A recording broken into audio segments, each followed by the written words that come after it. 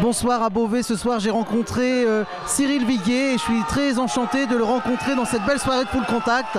Et je sais qu'actuellement, il est en train de préparer quelque chose sur le MMA pour une arrivée en France très prochaine.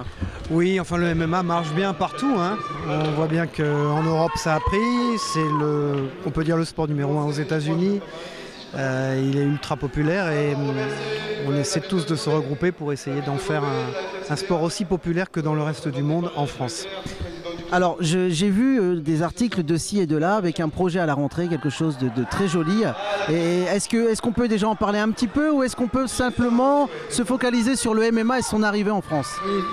L'idée c'est que nous regroupions tous les gens qui sont passionnés par ces sports-là et qu'on essaie de monter un événement où effectivement on verra un niveau d'MMA français. Face aux MMA américains par exemple, qui sont aujourd'hui, on peut dire les numéro 1 dans le monde, mais aussi face aux MMA asiatiques, puisqu'on parle de la Chine, dans un événement en France à la rentrée. Ça c'est une super nouvelle, là je pense qu'il y a énormément d'aficionados en France qui attendent cet événement parce que l'UFC de part là veut essayer de venir et ont énormément de mal. Alors est-ce qu'il y a des ouvertures, une collaboration avec cette grande organisation plutôt professionnelle aux États-Unis? Alors le problème qu'il y avait en France jusqu'à présent, c'est que les coups portés au sol ne sont pas autorisés. On n'a pas le droit de les montrer. En télévision c'est un problème puisque ce sont des sports qui existent aussi par la télévision. Leur financement notamment se fait par la télévision. Donc l'idée maintenant c'est d'essayer de faire un peu de pédagogie pour expliquer que ce ne sont pas des sports de rue ultra violents, que ce sont des sports comme d'autres sports, souvent d'ailleurs moins violents. On peut dire qu'il n'y a pas de blessés graves en MMA, on peut le dire. Il n'y a pas eu de mort en MMA, le disent souvent les grandes organisations américaines, c'est vrai. Et qu'il est temps en France qu'on atterrisse et qu'on comprenne que ces sports sont régulés, qu'ils demandent un énorme entraînement, une grande volonté, qu'il y a énormément de possibilités que la France se classe dans les grandes nations du MMA, à condition qu'on ne prenne pas trop de retard par rapport au reste du monde.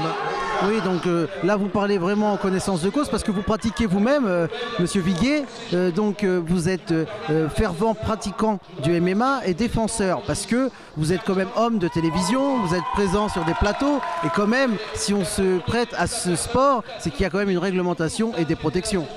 Écoutez, j'ai combattu en MMA à Las Vegas dans une ligue très importante l'été dernier et je présentais quelques jours après à la rentrée une émission de télévision en plateau. Voilà, je ne suis pas arrivé marqué, je ne suis pas arrivé éclopé. Donc ça nécessite évidemment une bonne base d'entraînement physique, une bonne condition physique. Mais enfin, comme ce qu'on a vu ce soir. Je veux dire, on a vu des formidables combats en full contact, en classe A. Le MMA requiert ce même type de préparation physique. Pas plus, mais pas moins.